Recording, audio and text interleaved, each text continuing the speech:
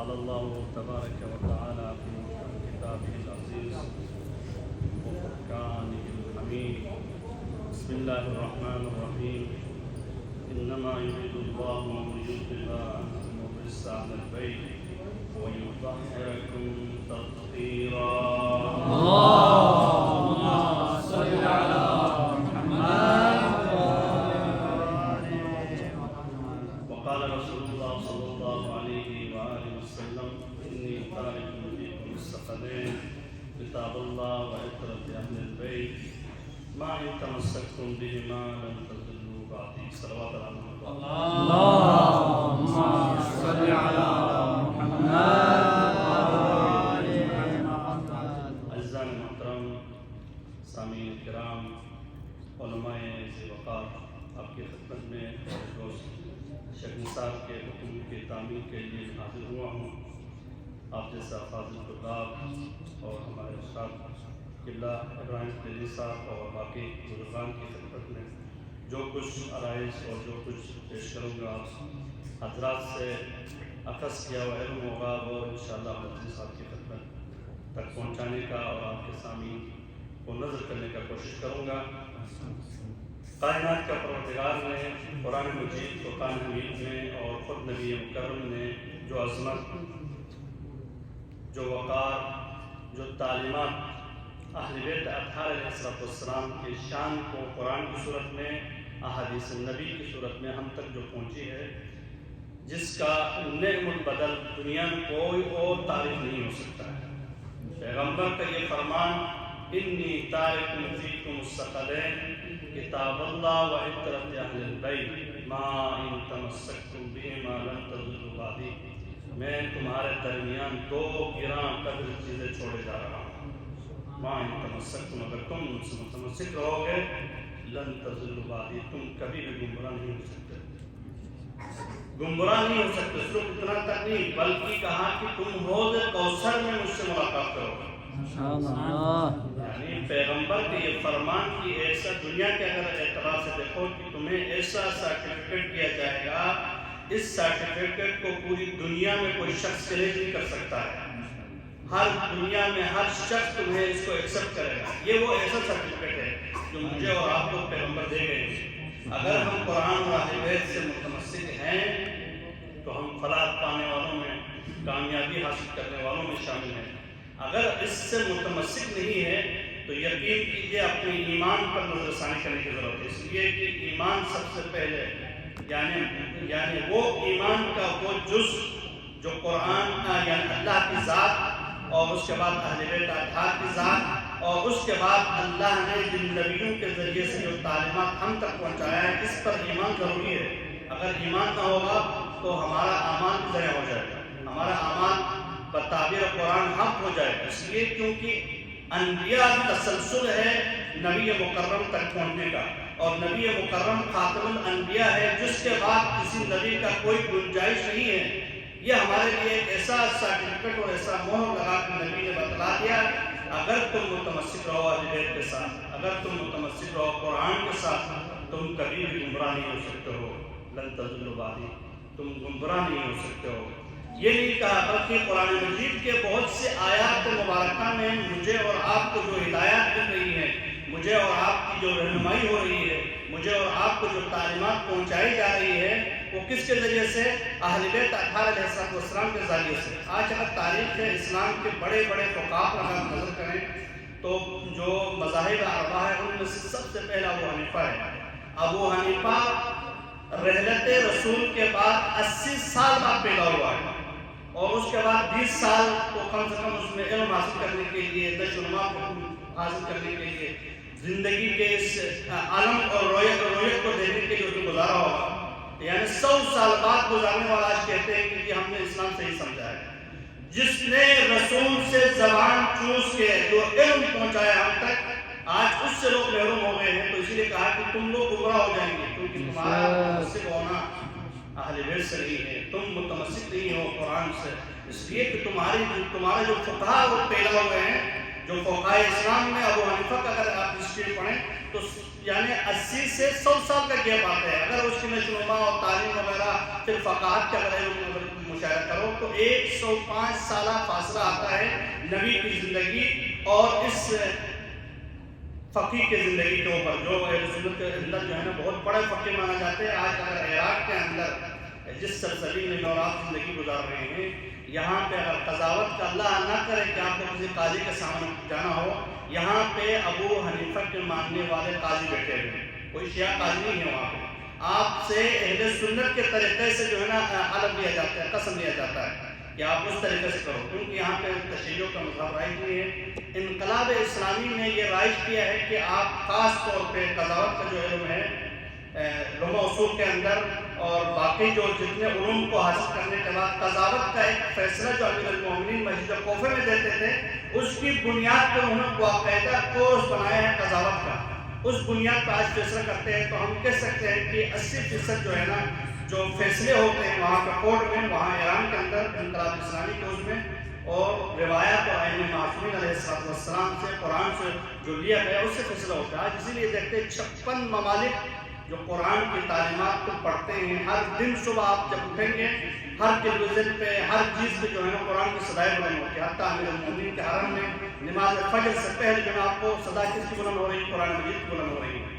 اس کی وجہ کیا ہے؟ تمام عرب کنٹریز کے اندر یا غیر عرب کنٹریز میں جو اسلام کے 36 یعنی 56 ممالک ہیں جو مسلمان کنٹریز ہیں، انہوں نے بھی قرآن پڑھا ہے اور انقلاب اسلام نے بھی قرآن پڑھا ہے۔ وہ فقط ایک مسلمان کی ہیلپ کرنے کے لیے وہاں پہنچا جہاں سے اس کی زبان بند کرنے کی ضرورت تھی، وہاں پہنچ کے کوشش تو کیا اس نے، باقی کسی اور نے جرأت نہیں کیا۔ اس کی وجہ کیا ہے؟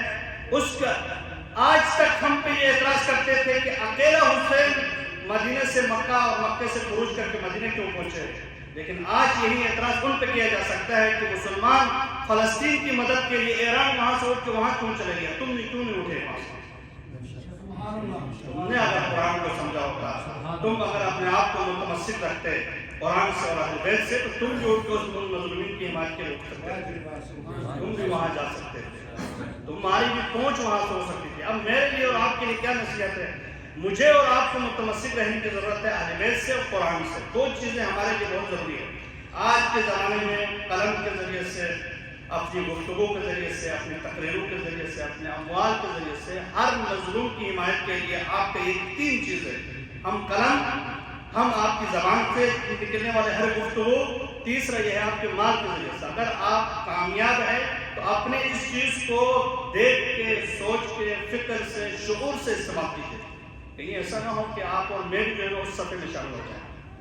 میرے اور آپ کے نکلنے والے ایک جملے سے مجاہدین جو اسلام کی خدمت کے لیے، اسلام کے لیے اپنے آپ کو فنا کرنے کے لیے تیار ہیں، وہ ایک پاور ملتی ہے ان کو۔ اگر ایک جملے سے ان کے اس پاور میں، ان کی خدمت میں، ان کے اس شعور میں اگر کوئی کمی پیدا ہوتی ہے اور آپ کو کچھ کوتاہی ہے، لہذا قرآن سے متمسک رہنے کی ضرورت ہے۔ قرآن ہمیں ہدایت دیتی ہے، قرآن سے متمسک رہیں گے تو نبی کے فرمان کے مطابق جو ہے ہم ذلیل و خوار نہیں ہو جائیں گے۔ آج اگر قرآن سے متمسک نہیں ہوئے تو دوسرے ممالک پہ کہتے ہیں کہ نہیں جی ہمارے اقتصاد کا مسئلہ ہے۔ کیا اقتصاد کا مسئلہ ایران کو نہیں تھا؟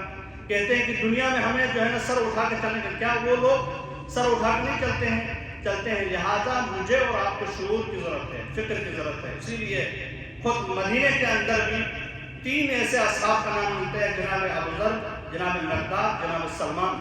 وہ ہمیشہ بعد از رسول گلی گلی کوچے کوچے میں جو ہے نا ولایت امیر المومنین بیان کرتے رہے، حی علی خیر العمل کہتے رہے۔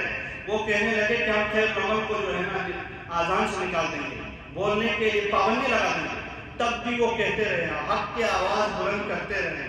اسی لیے 3 ایسے معیارات ہیں جو مقداد کو، سلمان کو، جناب ابوذر کو جو ملا ہے، وقار، عزت، تقریب، وہ کسی اور صحابی کو نہیں ملا ہے۔ آج کے زمانے میں اگر صحابی کی ڈیفینیشن کو، تعریف کو اگر پوچھے لوگوں سے، علماء اسلام سے، تو کہتے ہیں جس نے دیکھا وہ بھی صحابی، جس نے رسول کے فرمان کو لکھا وہ بھی صحابی، جس نے ان کے نقش قدم پہ چلنے کی کوشش کیا وہ بھی صحابی۔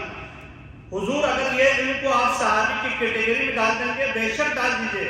جو آپ کا قول ہے، جو مشہور و معروف ہے، اما اہتدیت اہتدیت، جس کی بھی آپ پیروی کریں وہ کامیاب ہو گئے۔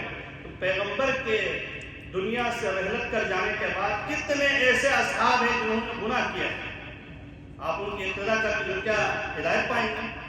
کتنے ایسے صحابی تھے جو واقعہ ہرہ پیش آیا جس میں جو ہے نا وہ یزید کی پیروی کرتے ہوئے مارے گئے. ان کی ہدایت تمہارے لیے کیا؟ ان کے نقش قدم میں چلنا، اقتداء کرنا تمہارے لیے ہدایت ہوگا. کتنے ایسے اصحاب یا اصحاب کی اولادیں تھی جو صف یزید میں تھے، صف حسین کے مقابلے میں تھی. کیا آپ ان کی اقتداء کریں گے تو ہدایت پائیں گے؟ اللہ نے شعور کی علم تمہیں دیا ہے، اللہ نے فکر کا علم تمہیں دیا ہے، اللہ نے تمہیں عقل سلیم جیسے قوت دیا ہے، اس سے آپ تدارک کریں. خطبہ کے لیے بہت بڑے اچھے گفتگو ایران کے آج کے موجودہ جو بہترین خطبہ میں شمار ہوتے ہیں ڈاکٹر رفیع، وہ ایک جملہ واقعہ کوٹ کرتے ہیں کہ کسی خطیب ذاکر نے، سید نے خواب میں دیکھا کہ حساب و کتاب ہو رہا ہے، قیامت کا روز شروع ہوا ہے اور حساب و کتاب ہو رہا ہے، تو وہ بھی اس صف میں کھڑے ہو گئے، شاید میرا بھی حساب کتاب ہوگا. تھوڑی دیر کے بعد کہا کہ آپ نے اپنی ایک تقریر میں جھوٹ بولا ہے. اس نے کہا نہیں، میں تو کتاب پڑھ کے بولتا ہوں، جو بھی بولتا ہوں. اس نے کہا نہیں، کتاب پڑھ کے بولتے ہو. تو کہا کہ یہ واقعہ آپ نے بولا. تو اس نے بس اوقات ہوتے ہیں نا تکے میں بول دیتے کہ میں نے بہار الانوار کے علامہ مجلسی کی جلد نمبر 10 بہار الانوار سے یہ واقعہ لکھا. فرشتوں کو آرڈر کیا، کہا کہ علامہ مجلسی کی بہار الانوار کو بھی بلاؤ، خود علامہ مجلسی کو بھی بلاؤ کہ آپ نے جلد نمبر 10 میں یہ لکھا ہے یہ واقعہ. فرشتے بھی آئے اور واقعہ بھی وہاں پیش کیا، کہا کہ اسی کوئی واقعہ علامہ مجلسی کہتے ہیں، میں نے لکھا نہیں. جلد نمبر 10 کھولا، کہا وہاں ہے نہیں. تو وہ کسی اور کتاب کی جو ہے طرف رہنمائی کرتے ہیں. یہ جس شخص نے جو واقعہ روایت یعنی واقعہ کو لکھا ہے، تو ڈاکٹر رفیع کہتے ہیں حاجی نور اللہ جو حوالہ دیتے ہیں علامہ مجلسی کا. تو جب علامہ مجلسی سے پوچھا گیا، وہ کہتے میں نے لکھا نہیں ہے. اور ان فرشتوں سے کہتے ہیں کہ بھائی کتاب میں ہوگا. کتاب کھول کے دیکھا تو ہوتا نہیں ہے. پھر اس کے بعد پریشان ہوتے، یار اتنا سخت حساب کتاب ہوتا تو ہم دنیا میں بھائی دیکھ کے کرتے بولتے. لہٰذا انسان جب زندگی میں جو گفتگو کرتا ہے اس کا بھی ایک حساب کتاب ہے. وہ روز جزا ہے، روز قیامت ہے.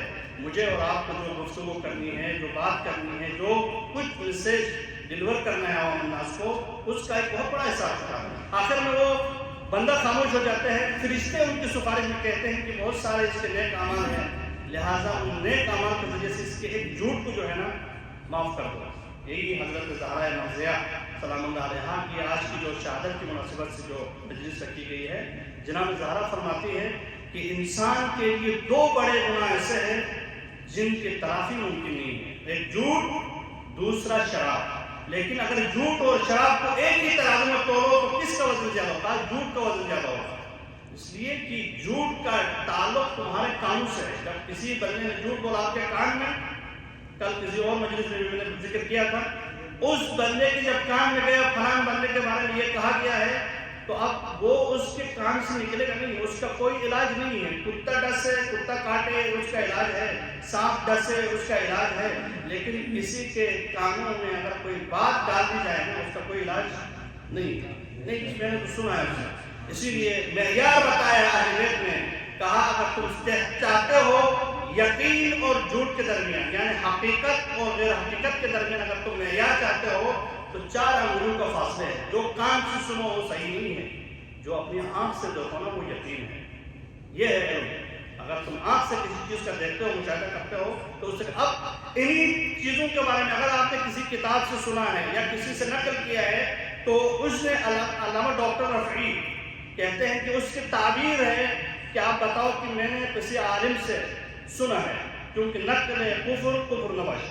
میں نے کسی عالم سے سنا ہے، میں نے کسی کتاب کے بارے میں حوالہ سنا ہے، کہو گا تو وہ جھوٹ بھی نہیں ہوگا. اگر وہ حقیقت ہے تو ٹھیک ہے، اس کا جزا ملے گا.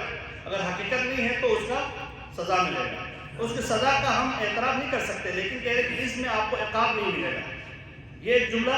اور دوسرا یہ ہے کہ ہم زندگی کے اندر اپنی زندگی میں ایک چیز اپنائیں جو استاد سید علی عباد نے پچھلے دفعہ ہمارے رمضان کے دروس ہوتے تھے حرم میں، اس میں بات عقیدت وہ ہمیشہ کہتے تھے، ہم اگر تبلیغ میں جائیں ہمارا اعمال ہے، ہم کسی کی خدمت کریں وہ ہمارا اعمال ہے.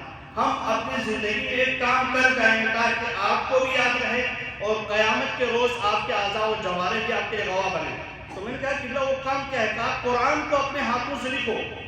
ایک تو آپ کو لکھنے کا ثواب ملے گا، دوسرا یہ آپ کو دیکھنے کا ثواب ملے گا، تیسرا یہ ہے ساتھ ساتھ ان جملوں کو پڑھنے کا ثواب ملے گا. اپنی زندگی میں اپنے قلم سے قرآن کو ایک مرتبہ لکھو. اگر ہو سکتے تو زندگی میں اسی قرآن کو پڑھتے رہیں. کل بروز قیامت آپ اپنی اس قبر میں جائیں تو اس قرآن کو بھی ساتھ لے کے جائیں، پروردگار تو نے جو قرآن اپنے نبی پہ نازل کیا تھا اس کو میں نے لکھا بھی ہے، پڑھا بھی ہے اور اپنے ساتھ لے کر بھی آیا ہے۔ یہ ہے وہ چیز جو آپ کی زندگی اور مجھے جو ہے نا تبدیلی کا درس دیتی ہے۔ اگر میرے اور آپ کی زندگی میں اگر یہ خدمت، دیکھو آپ تبلیغ آج کے زمانے میں سوشل میڈیا وہ چیز ہے اس وقت نجف کی سرزمین میں بیٹھ کے پوری دنیا کے لیے آپ تبلیغ کر سکتے ہیں۔ ایسا نہیں ہے کہ آپ کو یہاں سے ٹکٹ کر کے جانا ہے، کوئی امام بارگاہ ملے، بڑا مجمع ملے، تبلیغ کرنا نہیں ہے۔ آج کے زمانے میں آپ فیس بک میں ہزاروں لوگ آپ کے جو ہے نا عزادار بن سکتے ہیں، ہزاروں لوگ آپ کے سامعین بن سکتے ہیں، ہزاروں لوگ آپ کے درس سے استفادہ کر سکتے ہیں۔ آپ بیٹھیں اور بیٹھ کے جو ہے نا اپنی چیزوں کو حوالے کے ساتھ، باقاعدہ ان کتابوں کے ساتھ جو معتبر جانا جاتا ہے اہل بیت کے چاہنے والوں کے لیے، خصوصاً تشیعوں میں علامہ نقل مرحوم جو ہے نا اللہ ان کے درجات کو بلند فرمائے، جب پاکستان میں ایک دفعہ آئے تھے تو بہت سارے علماء نے وہاں پہ ان سے سوالات کیے۔ ان میں سے پاکستان کے ایک بہت مشہور خطیب نے ان سے پوچھا قبلہ میں خطیب ہوں، آپ میری رہنمائی فرمائیں میں کیا کروں؟ تو انہوں نے ایک جملہ کہا کہ پڑھ کے پڑھیں، کسی بھی کتاب کو پہلے پڑھیں، معتبر کتاب کو پھر پڑھیں، بغیر پڑھے ہوئے باتوں کو جو ہے نا آپ پھیلائیں گے تو ایک تو یہ ہے کہ یہ جھوٹ کی جو تہمت ہے نا، کہا کہ گناہ سب سے بڑا گناہ ہے شراب سے بھی۔ نمبر ایک گناہ یہ ہے کہ ہم اہل بیت کی طرف غلط نسبت دیتے ہیں۔ جب اہل بیت کی طرف غلط نسبت دینے کا مطلب یہ ہے کہ ہم نبی کی طرف غلط نسبت دیتے ہیں۔ نبی کی طرف غلط نسبت دینے کا مطلب یہ ہے کہ اللہ کے رسول کی طرف غلط نسبت دیتے ہیں، اور اللہ کے رسول جو کچھ بھی لیتا ہے وہ اللہ سے لیتا ہے۔ کتنا بڑا گناہ ہے۔ تو اس لیے انسان کو ان چیزوں سے جو ہے نا بچنے کی بہت ضرورت ہے۔ قرآن مجید فرقان حمید میں جس معیار کو، جس عظمت کو اہل بیت کے لیے مشخص کیا، یہ آپ اور میں اس حوزے میں اس چیز کا اندازہ کر سکتے ہیں کہ جتنی عظمت اللہ نے اہل بیت کے لیے دیا، آج ان کے مزار مقدس کو خلائق الناس، تمام انسان جو ہے نا وہاں آتے ہیں، حاضری دیتے ہیں اور اپنی حاجتیں پیش کرتے ہیں، اور وہ افتخار سمجھتے ہیں کہ پروردگار ہم کاش کے اس وقت مولا کائنات کے ان غزوات میں شامل ہوتے ہیں، مولا کائنات کے ان جنگوں میں شامل ہوتے ہیں۔ زمانے نے ہمیں اتنا دور جو ہے نا پیدا کیا کہ آج ہم امیر المومنین کے روزے میں جاتے ہیں، دعا کرتے ہیں اور زیارت پڑھتے ہیں، اور پڑھنے کے بعد ایک صدا بھی دیتے ہیں کہ اشہد ان قد اقمت الصلاۃ وآتیت الزکاۃ وامرت بالمعروف ونہیت عن المنکر۔ ہم گواہی دیتے ہیں کہ آپ اشہد ان قد اقمت الصلاۃ، آپ نے نماز قائم کیا، وآتیت الزکاۃ، آپ نے زکات دی، وامرت بالمعروف، آپ نے امر بالمعروف کی تبلیغ کی، ونہی عن المنکر، نہی عن المنکر کی آپ نے جو ہے نا تبلیغ کی۔ یہ تمام چیزیں کرنے کے باوجود ہمارے اندر صرف ایک جستجو اور کوشش رہتی ہے کہ کاش کہ ہم اپنے مولا کے ایسے مجھے اور فرمانبردار بنیں کہ جب کل دنیا سے ہم چلے جائیں تو میرا مولا کہے کہ یہ میرا چاہنے والا ہے۔ اسی لیے امام صادق علیہ السلام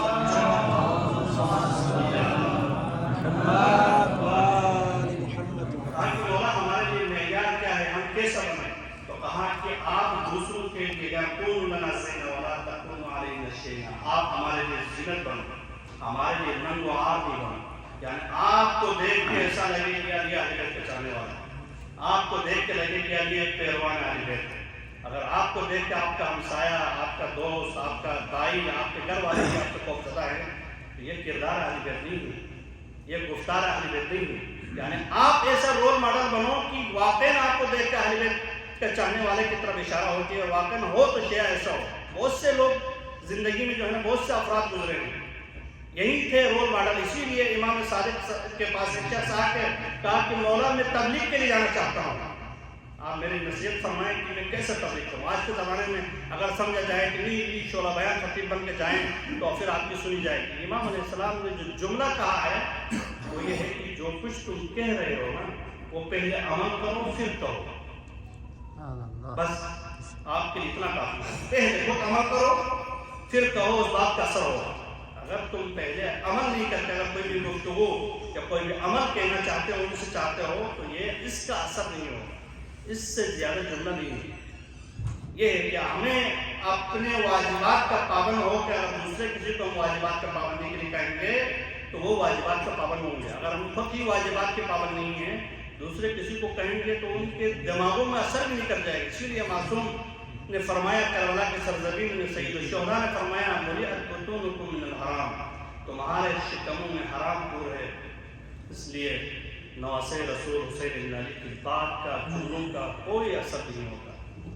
اگر سید الشہداء جیسے معصوم کی گفتگو کا اثر دوسروں پر نہیں ہوتا ہے، کیوں؟ اس کی وجہ یہ ہے کہ ان کے شکموں میں حرام پور ہے، جس کی وجہ سے نہیں ہوتا ہے۔ میں اور آپ تو اگر ہزاروں تبلیغ بھی کریں نا، ہم تو غیر معصوم ہیں، ہم گناہگار ہیں۔ معصوم کہہ رہا ہے کہ میری گفتگو کا اثر تمہارے اندر نہیں ہو رہا ہے، تم نے حرام کھایا ہے، حرام کھانے کی وجہ سے تمہارے شکم میں میری گفتگو کا اثر نہیں ہو رہا ہے۔ بولے اَتْبُطُونُكُم مِّنَ الْحَرَامِ، یہ وہ جملے ہیں جو معصوم دل سے کہنے والے جملے آج بھی روئے زمین کے اندر بہت سے خطبہ بہت سے لوگ بیان کرتے ہیں۔ مجھے اور آپ کو چاہیے کہ ہم پیروان اہل بیت بنے تو ایسے بنے جیسے ہم سے اہل بیت تقاضا کرتے ہیں۔ یہی دنیا کے اندر جو عظمت، جو وقار، جو دنیا کی تمام خواتین کے لیے سیدۃ النساء العالمین کا جو لقب پایا ہے فاطمہ نے، وہ ایسے نہیں پایا ہے۔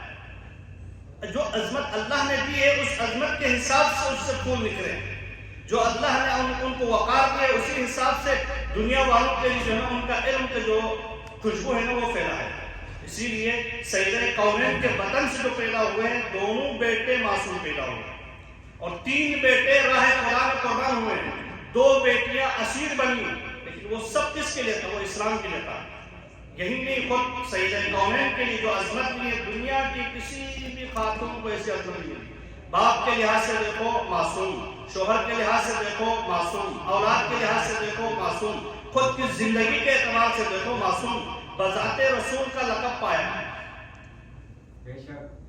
یہ وہ معمولی بات نہیں ہے، یعنی رسول کا جگر کا ٹکڑا، رسول کا اس قلب کا ٹکڑا جس کے لیے خود پیغمبر اکرم جو ہے نا احترام کرتے تھے، احترام کر کے جاتے تھے اور اس کو اپنے مقام پر بٹھاتے تھے جس جگہ پہ وہ خود بیٹھے ہیں۔ جب بھی کسی غزوات پہ جاتے ہیں سب سے پہلے در فاطمہ پہ سلام کرنے کے لیے جاتے ہیں۔ جب کسی غزوات سے واپس آتے ہیں تو ان 9 ازواج کے پاس، ان مومنات کے پاس جو امہات المومنات کے پاس نہیں جاتے ہیں، سب سے پہلے اس بیوی کے پاس آتے ہیں۔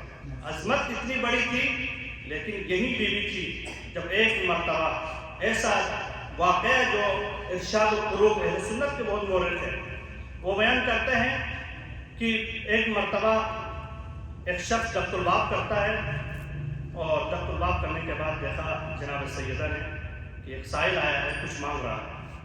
جناب افضل سے یا سلمان سے، دونوں روایت ذکر ہوئے، لیکن طالب جوہری مرحوم نے علامہ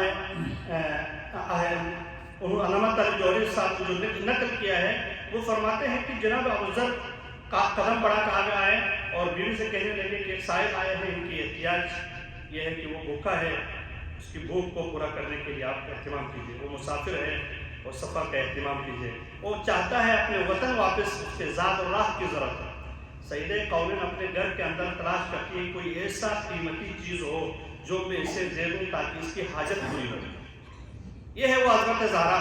جب گھر میں ڈھونڈنے کے بعد نہیں ملتی ہے، چادر ملی ہے جس کو علامہ طالب جوہری کہتے ہیں کہ یہ تطہیر کی چادر تھی جو ایک سے کئی بار بکنے کے لیے بازار میں آئی۔ جب اس بیوی نے اپنی چادر کو دیا، کہا اے سلمان یا ابوذر، یعنی سلمان سے روایت ہے، اے سلمان اس چادر کو بازار میں بیچیے اور اس سائل کی جو احتیاج ہے وہ پورا کیجیے۔ یعنی وہ چادر جس کو پکڑ کے پیغمبر اکرم فرماتے ہیں انما یرید اللہ لیذھب عنکم الرجس اہل البیت ویطہرکم تطہیرا، اس چادر کے سائے میں جو ہیں ان کے لیے تطہیر کی جو ضمانت اللہ کے رسول دے رہے ہیں، یہ وہ چادر ہے جس کو بکنے کے لیے بازار میں جا رہی ہے۔ جیسے ہی لے کر آگے جا رہے ہیں تو ابراہیم نے اس چادر کو دیکھا، قریب بلایا، بلانے کے بعد کہا تھوڑی دیر آپ انتظار کریں، میں چاہتا ہوں کہ اس کو خریدوں۔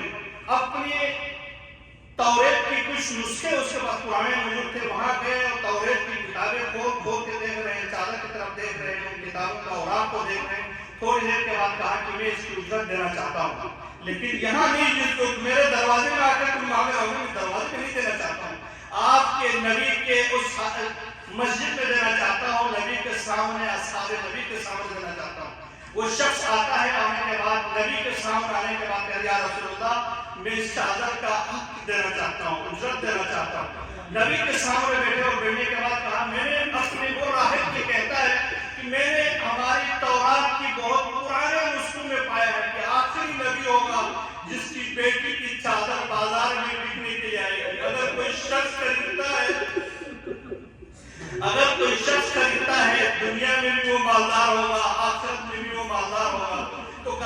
بھائی کو کہا ایک مرتبہ اس نے کہا میں خرید کے اس سے ہدیہ کرنا چاہتا ہوں.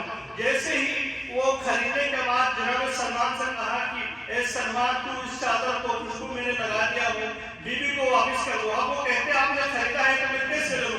کہا پہلے میں مسلمان نہیں تھا تب میں نے اس چادر کا ہاتھ لے رکھا ہے, لیکن اب میں مسلمان ہو چکا ہوں. اے سلمان بیوی کو دے دیجیے, اس کی بھوک کی احتیاج بھی میں پورا کر دوں گا, اس کے سفر کے خرچوں کو بھی میں پورا کر دوں گا, اور تیسرا یہ ہے کہ اس کے لیے زیادہ راہ فراہم کروں گا جب تک یہ مدینہ میں ہے میں دے دوں گا. وہ زمانہ تھا جب نبی زندہ تھے, وہ زمانہ تھا جب نبی سوئے زمین پر تھے, لیکن بعد از رسول یعنی علی کی بیٹیاں یہی موقع ہے ایک ایک چادر کے لیے بڑھ کے ایک آگے ایک صحابی سے کہا تھا کہ اے میرا چاہنے والا اپنے کربلا کی سرزمین میں آیا تو ضرور ہے, لیکن مولا حسین نے ایک خاص بندے کو کہا تھا کہ تیرے اب ہمارے شہداء میں نام نہیں ہے, لیکن اے عبداللہ تم چاہتے ہو کہ ہمارے شہداء میں نام ہو, آپ کی بھی ضرورت نہیں, آپ چلے جاؤ. لیکن آگے جانے کے بعد پھر بلایا تھا, کہا تھا کہ تیری بیٹی نے کہا تھا تو کچھ لے کر آ جاؤ, لیکن میرے پاس ہے تو کچھ نہیں, لیکن میں انگوٹھی دیتا ہوں اس سے بھیج دینا تھا کہ میری بیٹی بھی آئے. لیکن میں آپ سے تو وعدہ لینا چاہتا ہوں, جب ہماری بیویاں میری بہنیں ہماری مستورات جب کوفے میں آئے تو آپ کی ذمہ داری یہ ہے کہ میری مستورات میری تمام بیویوں کے چادریں فراہم کرنا. یہی شہر کوفہ تھا جب رسول کی رسول زادیہ جب آئی ہے تو کسی نے استقبال کے لیے پانی پھینکا, کسی نے پتھر پھینکا, چاہنے والوں نے آگے بڑھ کے چادریں. انا للہ و انا الیہ راجعون. وسيعلم الذين ظلموا أي منقلب ينقلبون. پروردگار ہمارے سارے سے عبادت کو اپنے بارگاہ میں قبول فرما, گناہ کبیرہ و صغیرہ معاف فرما. پروردگار مظلومین فلسطین, مظلومین فلسطین, مظلومین لبنان, پروردگار ہم سب کی جان مال عزت و ناموس کی حفاظت فرما. شہداء کو شہداء کربلا کے ساتھ محشور فرما. پروردگار تمام اسلامی ممالک خصوصاً عراق, لبنان, ایران, پاکستان اور یمن اور تمام مومنین مومنات کی جان مال عزت و ناموس کی حفاظت فرما, خصوصاً مراجع اعظام کی حفاظت فرما. پروردگار تمام مومنین مومنات کی جان مال عزت و ناموس کی حفاظت فرما. یوسف زہرا امام زمانے کے ظہور میں تعجیل فرما, ہمیں ان کے آوار و انصار و خدمت گزاروں میں شامل فرما. بانی مجلس کی شریک زندگی مرادوں کو پورا فرما. اس ادارت پر اپنے رحمتیں برکتیں نازل فرما.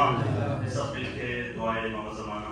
بسم اللہ الرحمن الرحیم. اللہم کن لولیک الحجت ابن الحسن صلواتک علیہ وعلی آبائہ فی ہذہ الساعہ وفی کل ساعہ ولیا وحافظا وقائدا وناصرا ودلیلا ومعینا حتی تسکنه أرضك طوعا وتمتعه فيها طويلا برحمتك يا